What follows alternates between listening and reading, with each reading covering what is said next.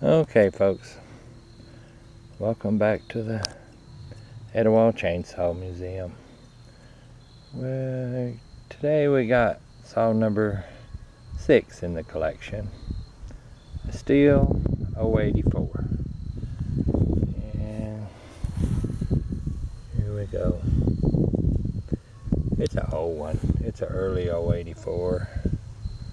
It's had a, I don't really know if it's had a hard life or just a long life, but got a new bar on it, a new air bar.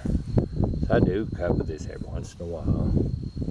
It's got that early heat sink on the muffler cover, which you don't see that very often.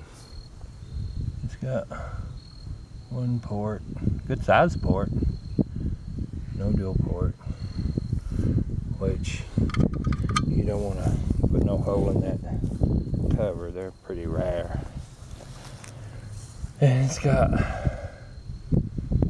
the old back cover on it too. They kind of went away with that. Manual override. That went away with the 880s. Let me open it up. It ain't got that round filter. It's got the old style.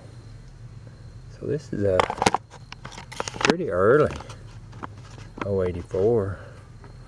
It's been around a long time. Alright. Let's turn around. I used to could carry this thing around in the woods, but I'm too old for that now, so in the collection it goes.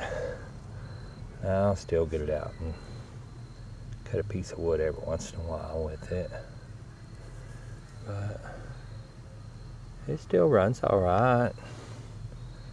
Still got good compression. See the big dogs on it. And well, let's see if we can start it. Want to see how that works out.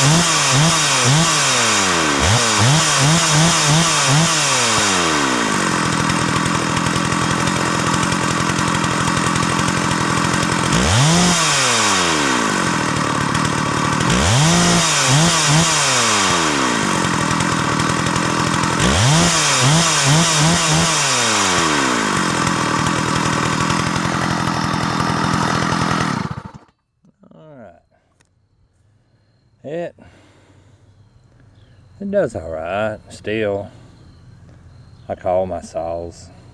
I run it a little bit fat because why run it lean? Just